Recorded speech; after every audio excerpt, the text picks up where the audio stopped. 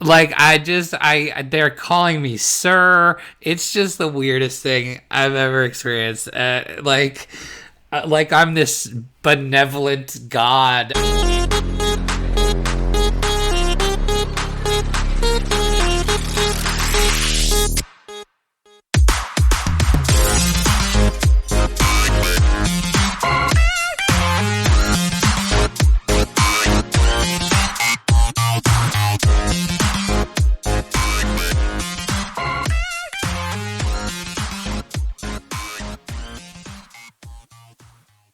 Hello and welcome to REKT Podcast. I am Bunchu alongside my esteemed colleague and co-host Chamber. Chamber, how you doing, buddy? It's Friday. Things are going well. What's up, buddy? Man, the sun is shining. The guns are out. I put pants on, so that's a good day. I was just walking around. My family just left. Pardon me. It's still morning time for me. I woke up maybe an hour ago. But my family just left, and when my family's gone, I don't like to wear a lot of clothes. So this is my castle. But I'm like, I should probably put on some clothes, even if we're doing a podcast. So I did get dressed up for this. It is a special occasion when we do a podcast. So I decided to dress for the occasion. You're wearing a suit, just the birthday suit. That's right. Yeah, you're suited up for today's podcast. Does your you have a new baby. We've been in quarantine for a long time, or at least some of us have. Does your wife and kid have you had any like alone time since the baby's been around? Personally, like overnighters, you know what I mean? Like where you're gonna sleep in your bed by yourself. No, that doesn't exist. So I got a couple of days coming up. So Monday through Wednesday, my wife has taken the kids to her parents' place for a couple of days, and I'm like, it's been so long since I've been by myself. I'm like, I don't know what's gonna happen. It's gonna get weird. I'll tell you that much. It's gonna get real weird. Yeah, I'm actually so now when you say alone time, I'm actually going away for this weekend. But I'll be with a bunch of dudes, so it's not like true alone time. It's just time away from wife and kid. I will say though, like when I was gone for work. It was the first time I was away from both of them, and at first since the baby was born, and then secondly just for her from quarantine, over here. I missed them. I bet. I was like, you go into it, you're like, oh yeah, I got a couple days out and blah blah blah, and I'm like, man, I miss these guys. So I'm the same way, man. Like I'll love the first 6 hours of being by myself, and then when I realize I haven't said a word out loud all day, because when you're by yourself, I won't have buddies coming over to hang out, so I literally won't say words unless somebody calls me. Unless we have to do a podcast. Like I'll literally come to the end of the day. I'm like, did I say anything out? Like in my head, I'll just think, I'm like, did I say anything out loud today? And a lot of times I haven't. I feel that way all the time, but. It's usually that I'm spending my whole days online, so you're typing and you're still mentally exhausted, you've been having conversations all day, but they're just not physical words coming out of your mouth. Yeah. But anyway, so we've got a show today. We have a show. So I'm going to start by asking you the same question I start with every week now. How you feeling? What's going on? How are we feeling about the market in general? What's your thoughts here? Well, we had a little bit of a dip this week, a couple of days ago. Sky fell. It did fall. I think we got to just below 30K, maybe right around 30K, give or take. We're sitting right now. I won't read them all off, but right now we're sitting around just over 37K, 37.1, 37.2, something like that. So again, I can run down the top 10 real quick because we do that every week. So 37,400 for Bitcoin, down 4.6% last 7 days. Ethereum down 13.7%, 2467. Is that surprising to you? No, not really. It's not to me when you look at what other non-Bitcoin assets are doing here, right? So Binance down 16%, Cardano down 17.3%, Doge down 18.8%, XRP down 17.2%, Polkadot down 17.4%, and Uniswap back in the top 10, but down 20%. So, by the way, ICP coin nowhere to be found in the top 10 now. Oh no! It's down 46% this week, and now the 17th ranked coin. So. I want to pat us on the back for not getting involved in that because we didn't. ICP coin, we hardly knew ye. slowly, but surely, Solana, 13th ranked coin. Bro, that's awesome. The summer of Sol. I love it. I've been wearing my Solana stuff everywhere. So they have gotten a good influencer out of me. It's a fun story about that. I finally got my full pack. I ordered it for my wife. And when I told her I got it for her, I got her medium. I don't know what size, I don't know what size she is. You play the wife sizing game that you're always going to lose. Yeah. So she's like, well, probably, she's like, are they like women's size medium? And I said, I don't know. I'm assuming probably men's size medium. She's like, well, it's probably closer to a small then. So I go back on and I just see if I can get like another one, and I'm like, oh, like they won't send me anything because I'm just being annoying, and they sent me both medium and small. Wow, really? Yeah. So I got all of it. I got the hoodie. I got 2 t-shirts. The hoodie is dope. The socks are pretty dope. Socks are dope, but I'm afraid that my gigantic Adonis calves are going to just stretch them out very quickly. See, I found they had a pretty loose calf, or I don't know what you call it, tube. That's what I'm worried about. It won't like retract. Right. Like I'm worried about that. I'm worried it turns wizard sleeve real quick. I agree with that. We'll see. People. We'll see what happens.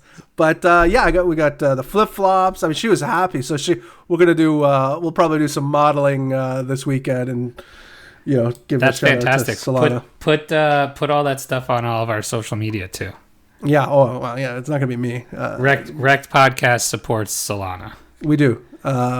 Just none of that race. None of that other bullshit. None of that race shit. All right, so that's our top 10. We've got the entire market cap.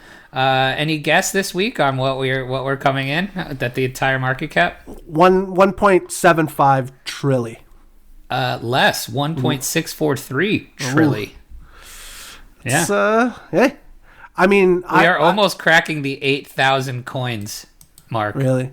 7,862 coins. They probably never delete them, right? Like they're. My guess. No.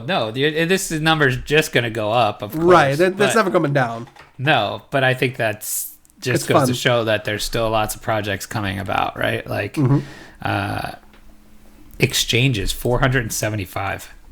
That's crazy. Yeah. Okay, let's play Guess That Dominance. Bitcoin dominance. Today, we would be 45%. 42.6. Okay, not bad. So what does that tell you? I don't know what I feel. I want to look into Chambers' crystal ball here and figure out, what your sentiment is. Because to be quite honest, you've been right pretty often here. Like your gut feeling has been pretty spot on, I would say. I think. What do I think? I'm just looking at the Bitcoin chart here. That's what I usually go by. So if I think Bitcoin's going to dump, then alts are also going to dump pretty hard. I mean, you might get an occasional one that, reacts better on the Bitcoin pair. But I don't know. We keep chopping between 40 and 30. And if we dump, we're going to 20. Hard fact. If we dump Sideshow Bob style. Fun story about that. Forever, my wife thought Sideshow Bob was saying the horror. You've said this before on the show, and I still want to have a word with your wife. It's so funny. She would say that all the time. I'm like, babe, I'm telling you, it's just like a groaning sound. She's like, no, it's the horror. The horror. He can like, it's not. It is not that. It is not. Yeah, no, we've decidedly we've dissected that scene many times to prove my rightness. But yeah, 20K, man. If we dump, that's the thing. It's like you don't know which way it's going. I mean, it looks shitty, and then we dump a little bit. Like I said, we're getting bought up at around 30K, maybe a little bit north of that. And then, I mean, we had a nice candle all the way to 37.5, and we're kind of going there. So, I mean, we could move up. I could see a move up to like 47-ish, 46.5. That'd be nice. I could see that as a possibility, and then like higher highs. What are your ETH thoughts here? So ETH. I mean, ETH was performing very well. If you look at the ETH BTC chart, yeah, during the crashes, it was it was fine, and it was like, I mean, even just 4 days ago, it was almost at like a 28-ish. Yeah, I mean, but I'm looking at just the BTC pair, so like ratio, yeah. Yeah, so I mean, it got back up. Even 4 days ago, it was at 0.077, which is very high. I mean, we were forever at like 0.0 like 2 forever, and it was like 2, and then we go to like 3, like 0.35, and then back down to 0.25, and it was like that forever. And now it's like we're way north of that, and it just seems to be kind of chopping between 0.08 and 0.06, which is fine. My gut, fuck, I'm gonna curse everybody here, but my gut is telling me we're gonna go up on Bitcoin, and if we go up on Bitcoin, I think that really rallies everything else, and then you could see maybe a 0.1 ETH, which is maybe, boy, 0.1. Yeah, I mean, you could. Oh, for sure. That's hot. It is hot. It is very hot. But I think Bitcoin moves is my guess. I think we chop for maybe another week.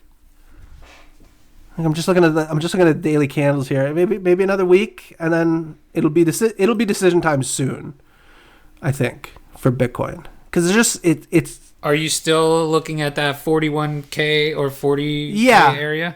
Yeah. So once we crack that, like 42. You know what I mean? Yeah. You gonna put a little levy on there? No, I never bet on my team. Every time I bet on my team, man, it never works. That's smart. But like I could see a move in the short term to 42, and then maybe a rejection again. But then once it hits it again, I think it could go, like I said, like 46, 47.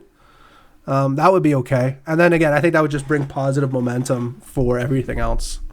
Is my guess, but we'll see. But if it goes, we're gonna go.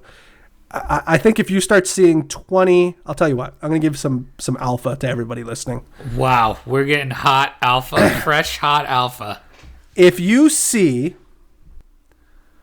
29.6, put everything into like a dollar pair, like a Tether or USDC, and just wait until 20K. Wow, wait, so you're convinced we're going to 20K then? I'm saying if you see the number 29.6 at any point, then tuck it away for a rainy day. Yeah, pull it out, go into a stable coin, and wait for 20K. Interesting. All right, that's your hot, fresh chamber alpha. That's what I'm saying. Week. Is that a new segment? Hot, fresh chamber alpha of the week. I love it. That would be my trading with size, Chad. We need to have. I think we need to have him on the show. I think it'd be fun. I think it'd be great. Yeah. Size chat on the show. I was watching. I was watching a little bit of Up Only, and he was on it with Aubrey Strobel. Yep. From is she still at Lolly? Is she from Lolly? She was at some point working. Was she on our show? No, she wasn't. Oh, okay. We had Alex on, but she was working there at some point. I don't know if she still is. She's a very, for the record, very pretty lady. Yeah.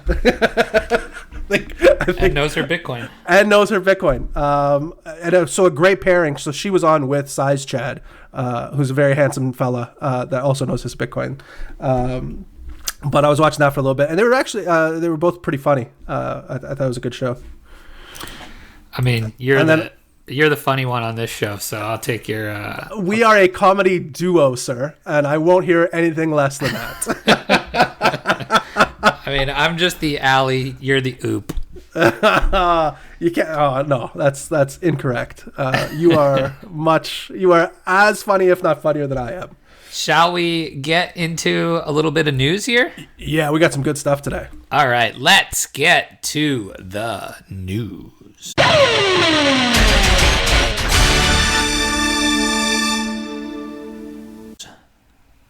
All right, I got one that hits. This is probably more for the mid condition, but I'm going to talk about it. I think this is big news regardless of the condition. It is. Well, yeah, regardless of if it's the mint condition or, any condition. It's all good. The rare alien CryptoPunk fetches $11.8 million in the Sotheby's auction, which is crazy. So a rare CryptoPunk has sold for a record-breaking $11.8 million in the sale hosted by the auction house Sotheby's. The sale was part of the auction house's natively digital curated sale of non-fungible tokens, which featured 27 other pieces and a virtual gallery. So this is a record-breaking sale. The token was sold to Shalom McKenzie, the largest shareholder in daily fantasy sports and sports betting company DraftKings. Wow, that's pretty cool. Oh, that is cool. Yeah, that's awesome. That's really exciting news, I think. There's definitely a crossover, I feel, that we've seen in the NFT space and DFS space. Would you agree? Could you elaborate on DFS space? Daily fantasy sports. Oh, okay, thank you. So like your DraftKings, FanDuel players. Right. Yes. Yeah, I think just even in general, seeing entertainment and NFT merging together. You know what I mean? Like a lot of, maybe not top tier celebrities, but just a lot of names. Like I think I saw a tweet from MC Hammer yesterday talking about Super Yetis. I'm not even joking. I'm not even. I'm like, this is interesting. Hammer would totally be into Super Yetis. Stop. Yeti time. Yeah, I honestly think that's what the tweet was. Oh, jeez. But no, I think there has been a big crossover with fantasy sports players and NFTs, probably because of Top Shot. Yeah, definitely. And then they've, Top Shot's kind of the gateway drug to NFTs.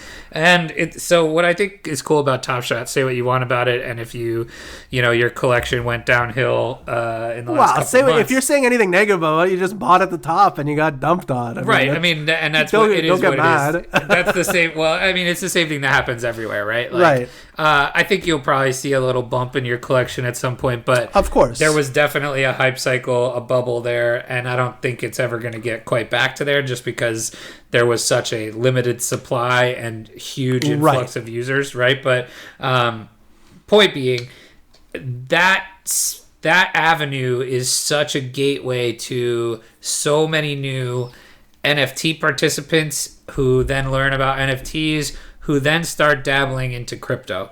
And I think that Top Shot is going to bring a ton of people into the crypto space, not just NFTs. I think we're seeing a ton of people kind of come even into this show, our crypto show, because of their early participation in Top Shot and their curiosity about all things crypto now. So, and I think you're seeing it here with, fantasy sports owners and players buying CryptoPunks. So this particular CryptoPunk was the highest ever single sale of a CryptoPunk.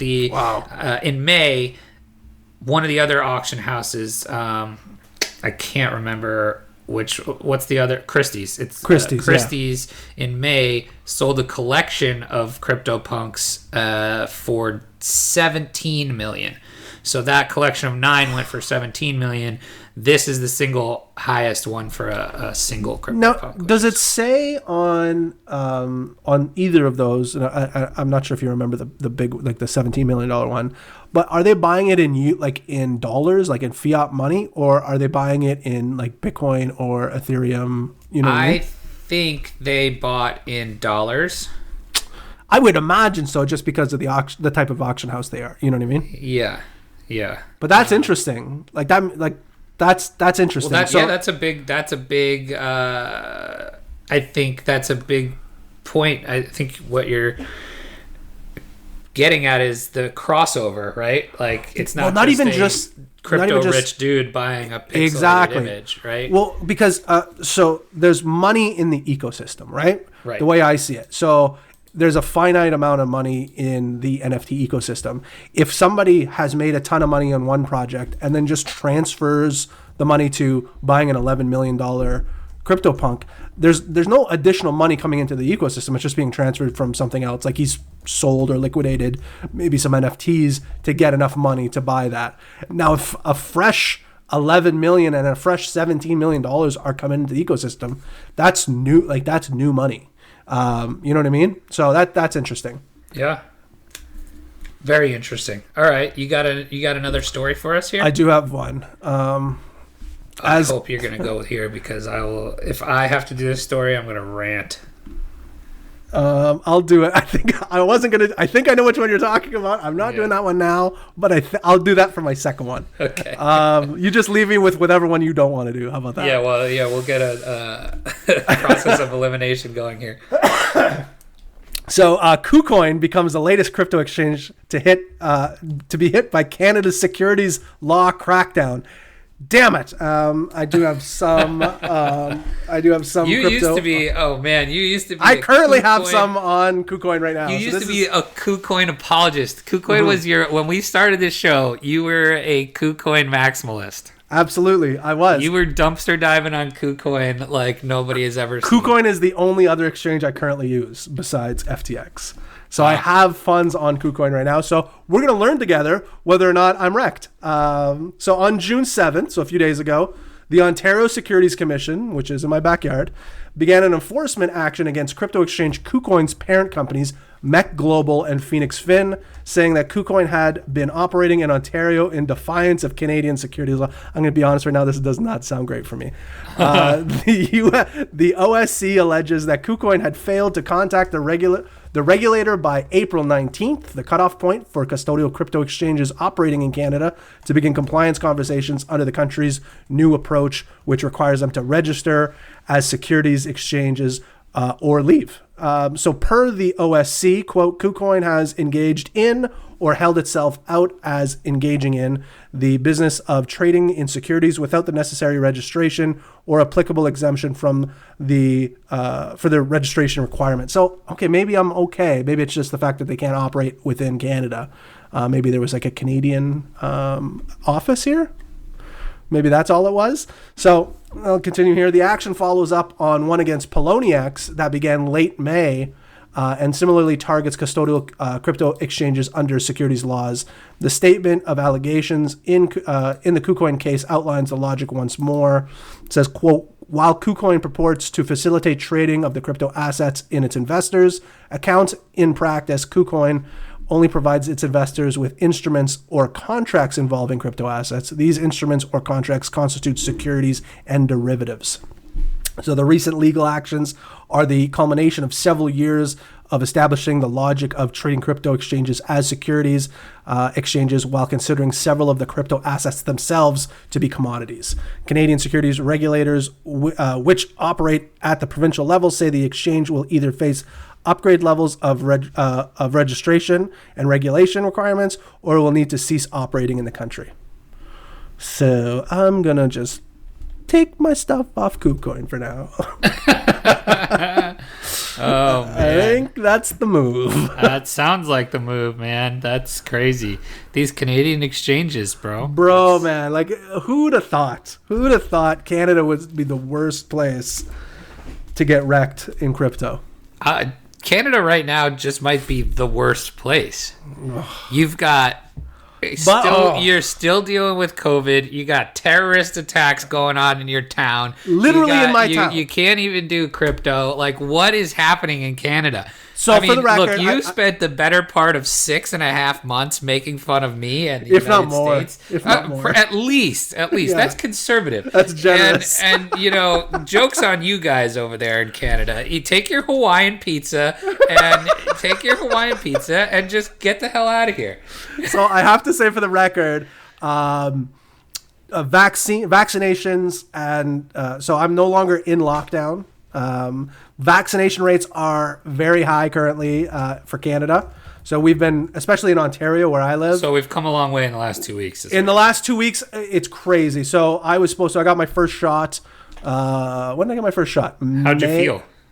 No, that's fine. Second shot was a bitch. That's what I keep hearing. So I think I got my first shot like maybe end of May, like May 20th, 5th, something like that. Nice. And then I was supposed to get my second shot in September. But now, my God. Wait, I thought you had to get them in 30 days. I don't know. So, if it's the Pfizer and Moderna ones, who's making your vaccines up there? They're supposed to have 2 doses in 30 days. I think it's just a shot of maple syrup, which can last for months. You nailed it. That was fantastic. The delivery was just so good. I think I got Pfizer. And when I got my initial shot, they immediately booked your second one, even before you get the shot. So it was like mid-September or something. And we've been vaccinating at such a high clip. It sounds like my September appointment's going to be bumped up to like July 10th. So significant increases in vaccinations in the province. So that's good. And then ideally we get back to normal, by Canada Day, which is like July 1st. I'm still partying. I'm tired. I'm going to be honest. I'm tired. I'm kind of depressed, and I need to get out and have fun and smoke cigarettes and do some drinking. Are we back in, there's not summer, like the seasons aren't summer, winter, fall. There's cigarette season and non-cigarette season in the Chamber household. Are we into cigarette season? I missed a whole season of cigarette smoking, so I'm for sure going to be smoking that first week of July, I would say, and really just hammering my kidneys as much as possible in my liver. It's gonna be a good time. You're just gonna eviscerate your liver like the proletariat. Exactly. Oh boy! I'll be getting my sunbase on. Getting that nice sunbase. Is that what you call tan lotion up there? No, but the base of the base, like the base tan. Yeah. So I can really crush it at the beach. I see. In the coming weeks. By the way, all these articles that we're referencing here come from the block, theblockcrypto.com. I think we might have a new Clubhouse leader as our favorite writer here, without whether you have noticed it or not. But most of these articles are by Sonia Moore. Really? So she might be overtaking our longtime. I haven't been reading that. So the one I just read is from Colin Post. Both of mine are from Sonia Moore, so she might be quietly overtaking Yogita Khatri, Interesting. who has never requited our love. No. So maybe we could get Sonia Moore on, or somebody from. And we could just talk shit about Yogita. Yeah. At least maybe we just have someone from the block on since we've been talking about them for years and they've literally never acknowledged our existence. So I feel like that's a very common thing. That's good content right we're there. legends in our own mind. Absolutely. Where, hey, the block, notice us. They're like, why? Who are you? Yeah, exactly. Oh, man. We don't even deserve to be a crumb on Frank's mustache. No. That's the glorious mustache. I mean, he could handle two of us on that mustache. He could. A lot of more mustache to go around. That's it. All right, I got one more here from Sonia Moore. El Salvador. We haven't talked about this yet. This is crazy, crazy big news. El Salvador becomes the first country to ever make Bitcoin legal tender. You know how big of news that is? That's very big news. It's large. It's extremely large news. El Salvador's legislature has successfully passed a bill that will recognize Bitcoin as a satisfactory form of payment for any monetary debt. The bill received a supermajority vote with 62 out of 84 possible votes. That's pretty good. That is pretty good. So, pretty overwhelming majority there. So, do you know what the political climate is in El Salvador? Like, I don't know. Like, is it? I think it's up only. Is it? There you go. I got you with one. I got maple syrup. I got you with one. There you go. That's gonna be our goal for every podcast. Wow, Get each other nice. with one of those sneaky deliveries. Comedy duo. That's it, man. Yep. I find maple syrup a little more amusing than up only, but hey, it was good. It was good. No, I don't know, but I would assume it's similar to some of these. I don't know if I don't think it's as bad as Venezuela or something. Venezuela and things like that, but definitely a need for something like this. But it's also just like a country like Venezuela is never going to do something like this. Right. Yeah, exactly. Because of the power-hungry people right? Like, this is progressive as hell, which is awesome. So the El Salvador's president, Nayib Bukele, submitted the Bitcoin proposal to the Legislative Assembly, calling for the country to, quote, regulate Bitcoin as unrestricted legal tender. What is cool about this means now, so what are like the implications of it becoming legal tender? Do you know? Because I have it right here if you don't. I do not know. So with this new law that Bitcoin is legal tender, this now requires any business, whether it's acquiring a good or service, to accept payments in crypto. So you have to now accept Bitcoin if you're a business. It also allows people to pay their taxes in Bitcoin. And on top of that, it would exclude Bitcoin from any capital gains taxes. So a lot of interesting implications there. So, I mean, this is adoption, man. Like, this is... That's what you want to see. I mean, yeah, like, this is... It's funny that every business has to accept it. I remember, like, in my youth, I watching a TV show, and I think it was, based in the U.S., and they were saying that stamps were also considered legal tender. So if you had a book of, like, $10, a book of $10 stamps or whatever, and you wanted to buy something at a corner store, you could give, they would have to legally accept stamps as legal tender. I'm not sure. I would much rather have Bitcoin than stamps. I would just like to fuck around with people. Like, literally just lick one and smack it to somebody's head. Like, 10 that's cents. That's how you tip a stripper. Legal tender, bitch. We're gonna get canceled. No, I like strippers are hardworking workers, and they are not bitches. And thank you for taking your clothes off for me. I mean, but you understand what I'm saying, like yes. The tip where you would, absolutely put it in the, the bikini line, and then you just bikini. I forget you live in the United States. Here in Canada, we don't. Well, there's both. There's. Did you guys got full? Yeah, depending on their alcohol laws is what. Really? Yeah, so like if they serve alcohol in the premises, it's clothed. If they do not, and it's like BYO. You have strip clubs that don't have. Well, no, bars. They're BYO.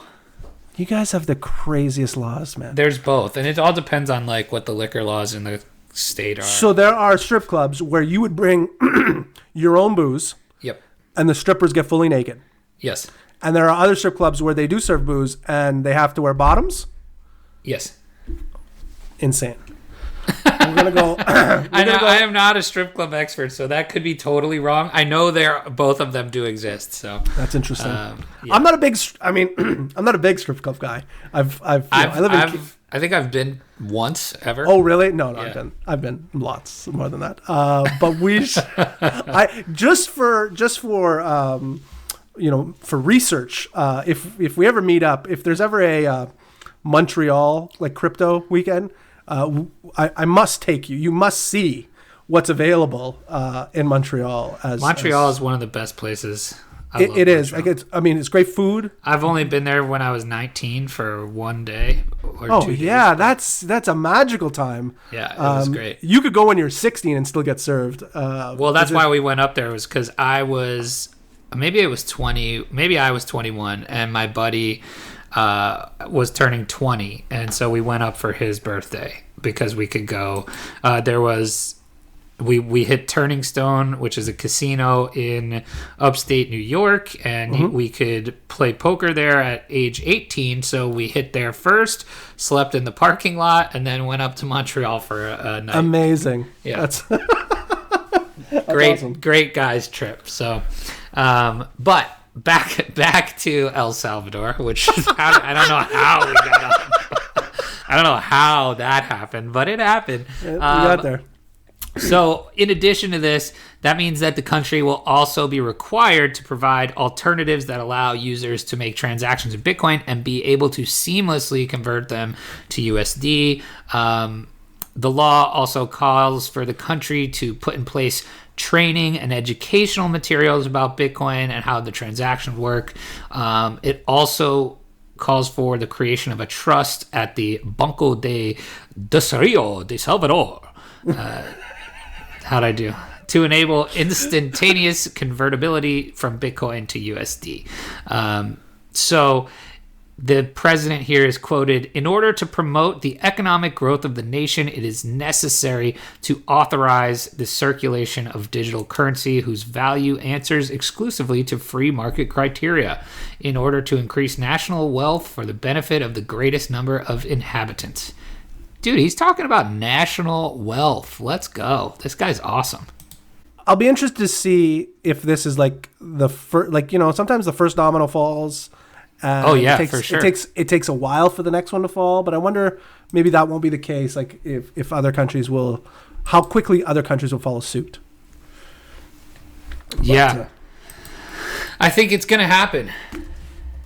You know where it's not going to happen? Huh. Not yet, at least. Canada? Yeah, not Canada. And if Senator Elizabeth Warren has anything to say about it, not in the U.S. Oh, my God. I just want to bang my head against the wall. Did you watch the video of this? I turned it off after like three seconds. I go, that's enough of you. What are you even talking about? It's just frustrating. Please just say it, and then I'm gonna say it. You can block your ears. I'll message you in the chat when I'm done saying it. It's just like such an unknowledgeable take, though, and it's just like a bunch of buzzwords and I've heard this about Bitcoin, so it must be true, and it should be shut down. Like, oh my God, was this the same person that was lying about her Native American heritage? Probably. Just the worst type of people. I don't know. So politicians are not my thing. I can't stand them, and I'm sorry to anybody out there who. Can you name me one politician that you like? I guess I'll have to go Yang Gang. Yeah, Andrew Yang. All right, that's cool. Just because of his stance on crypto.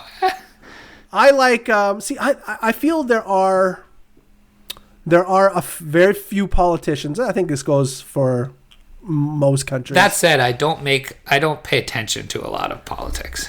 There are a few politicians that truly are trying to make their country a better place to live in, but they are very few and far between. I mean, this might be polarizing, but I think like Bernie Sanders is like a guy like that. I don't know. I'm not big into everything he says, but I think at the end of the day, he's just truly trying to make, the states kind of a better place overall, and doesn't get caught up in the the spotlight like a lot of politicians do. You know what I mean? Mm-hmm. Yeah. And I think I think the DNC legitimately just pushed him out so he would be president. Because I think I don't know. The Joe Biden stuff always was interesting to me. Like all of a sudden he was a popular candidate after not being one for a long time. But we have Senator Elizabeth Warren, former presidential hopeful Senator Elizabeth Warren, attacks cryptocurrency over ransomware and energy use. So in a June 9th Senate hearing on central bank digital currencies, subcommittee chairwoman Elizabeth Warren opened up her commentary with a salvo against cryptocurrencies, calling on lawmakers to face the problem head on. I don't know what that means. Warren, a leading candidate in the Democratic nomination during the 2020 presidential election, attacked cryptocurrencies writ large at facilitating high-profile ransomware attacks like those against Colonial Pipeline or meat producer JBS. Regarding such attacks, again, ransomware, what does that have to do with what Bitcoin is, first of all? If somebody's, if people are trying to take over or do ransomware attacks or DDoS attacks, what does that have to do with Bitcoin? I don't know. Just because that's the currency they're using. Regarding that's exactly it, right? It's like it's so stupid. All right. So regarding such attacks, Warren said every hack that is successfully paid off with a cryptocurrency becomes an advertisement for more hackers to try to do cyber attacks.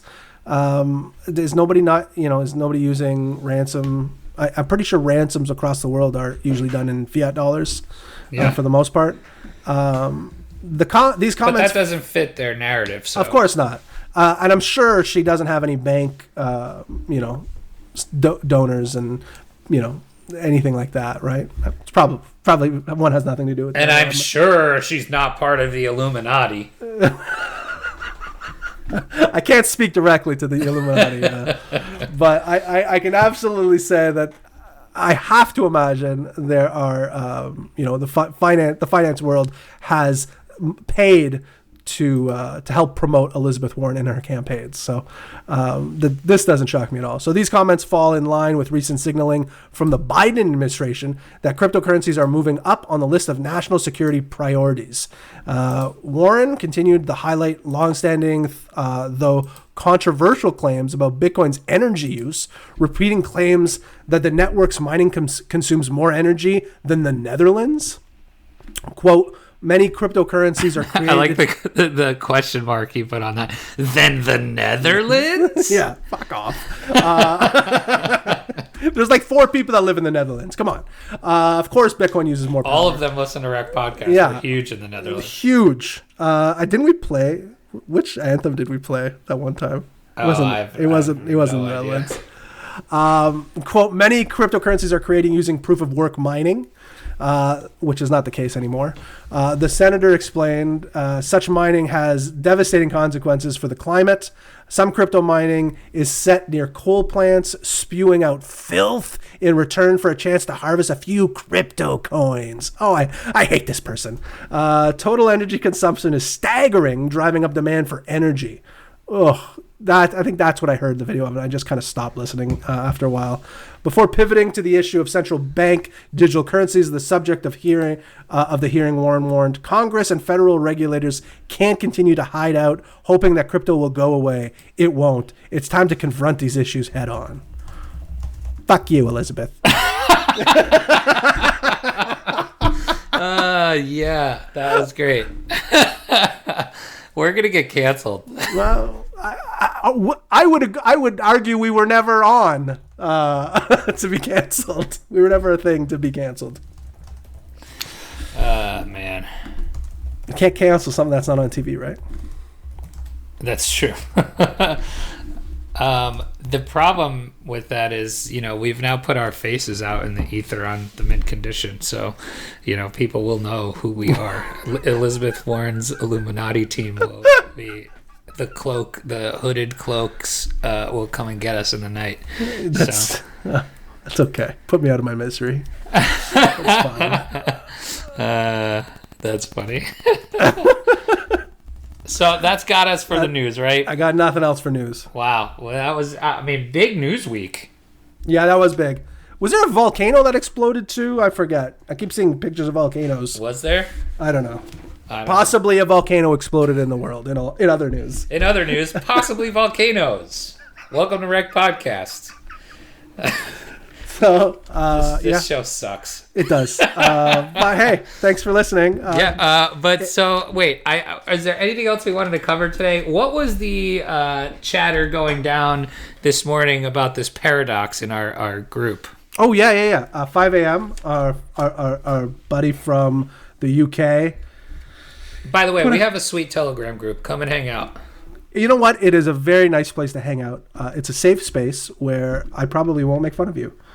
No, I think it's more of a place where we get made fun of. Way more. You can come and make fun of us. You come and pick on us all you want. I think that's really the recurring theme that goes on in there. And then even more so than me piling on making fun of you. That's where the rubber hits the road. So just stoke the fire. A bunch will come in and just destroy me. That's it. So yeah, 5 a.m. Came on and said we'd asked if there's anything that the guys wanted to hear us talk about on the show, and he put out this video, and it's called Newcomb's Paradox, and essentially what it is, it's these. I'm going to jump in here real quick. This is editing chamber. We've finished the show, but upon further review, my description and retelling of how the very intelligent video that 5 a.m. dropped in our Telegram, I was not happy with the way I explained it to the listeners. So I'm deleting it. And for those of you who have been longtime listeners, I don't delete a lot of, not a lot is left on the chopping room floor. So this is one of the few times that I am editing something out because I sound super dumb and I don't want you to hear it. So I felt the least I could do was at very minimum give you an explanation and to publicly shame myself for you, the listener. So thank you for listening, and we're going to fast forward past this part. But definitely check out the video I talk about at the start of this portion. Thanks. Bye. What's the biggest fight you've ever gotten with your family just for cheating? Well, I'm a big personality in my family, so typically people don't fight with me. I just berate people. Like no one's, I'm trying to think, no one's ever argued with me because I argue extremely well. And most of my family members know that. Have you ever wanted to be a lawyer? Always. I was in debate club. Right. When I was touched on this. I didn't picture you as a lawyer would be. I got to a point where I just thought I didn't want to be a lawyer just because of the people you'd be defending. I could win an argument, but do I want to win an argument for somebody that murdered his family? You know what I mean? Go be a prosecutor, bro. Yeah, I guess so. There's two sides to every argument. Yeah, but I feel like the money's on the defendant side. No? Probably.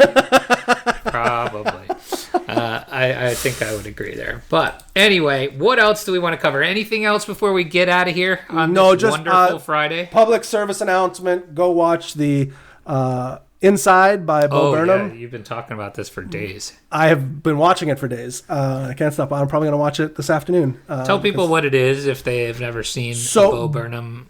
Bo Burnham before is a comedian. It started out extremely young. I remember Bo Burnham when I was in college. His YouTube videos were going crazy. Huge. And he was like 17. Right. I was gonna say I kind of knew him at 18. That was the range I knew him. He was big on Vine when Vine first came out, when he was pretty young as well. So he was kind of a prodigy comedian kid, and a lot of stand-ups and the type of comedy that he does is stand-up, but also a lot of musical comedy to go along with that. That's what got him popular. 100%. Yeah, that's think and of he's very good at kind of rapping-ish. Yep. He's good at a lot of different types. He's good at a lot of different styles. Would you call it rapping? Yeah, I mean, I don't know. I think it's rap-ish. Rap, rhyming. Yeah. Yeah. But it's a lot of it's fast. Like he's totally. And he's like super intelligent. Yes, like the wordplay he uses is just so good. So he was I would call him a prodigy comedian at a young age, and a lot of stand-ups didn't like him. They would allude to like the Vine star comedians, and specifically I think targeting him. And then over the years he's to other comics has, they see him for what he is now, as the kind of, in the comedy world, kind of a genius. And he's put out some great specials over the last 10 years. You can watch those on Netflix. But more recently, I didn't realize this, but the last 5 years he had not done any touring. And he had been, he was getting severe panic attacks on stage, and was doing some mental work or some mental assessment to get better over the last 5 years. And when he felt he was at a point that he wanted to tour again, it was January 2020, and he went into a tailspin and basically locked himself in an apartment for 12 months and created all throughout COVID, created this special. And it's a masterpiece. Like, that's what it is, man. It's a masterpiece. If you are into comedy, like really into comedy, not like, like White Chicks is my favorite movie, not that kind of comedy. I'm talking if you're a fan of comics and comedy, this is one of the best things I've ever seen. I've watched it 4 times in the last like 2.5 days. It's unreal. The guy sacrificed himself for comedy. Like that's the best way I could put it, and it's spectacular. Which is what like genius comedians do. That's exactly right. Like you can see the struggle the whole time. I mean, it's fantastic. So if you're into that kind of thing, I would absolutely check it out. It's on Netflix. It's trending, so you should be able to find it fairly quickly. It's Bo Burnham, Inside. I gotta still watch it. I haven't watched it yet, so can't wait for your feedback. Yeah, I love, because you're the type of people I'm talking about. Like, you're you know what I you mean? I'm comedy. a genius prodigy of comedy. More or less, yeah. I mean, comedy genius. All right. So, sorry, 5 a.m. for totally fucking up the description of the video you sent. Yeah, I'm sure I missed most of it. I would say probably a good heap. It had to do with a computer and 2 boxes. Also, shout out to someone else in our Telegram group, Matt. Shout out to Matt from Australia. Has gotten me onto a new blockchain game that I'm testing out, Axie Infinity. So I'll report more on that after I get up and running for a couple of days or weeks here. But shout out to him because he's helped me out a lot in the last couple of days, getting myself set up with that. Actually, ourselves. We're going in on this venture together at the start, and I gave you a sneak peek of what's happening, and it's pretty bonkers, isn't it? It is bonkers. That is the accurate term. Well, that's the tease. We'll leave it on for when we talk about it for next show. All right, folks, that's gonna do it for us. Thank you for listening. Until next time, don't get wrecked, and that is financial advice. Hey everybody, thanks for listening. You can help support us by giving us a 5-star review on Apple Podcasts and become a REKT patron by signing up for a monthly tier on patreon.com. That's patreon.com/REKT podcast. Don't get wrecked.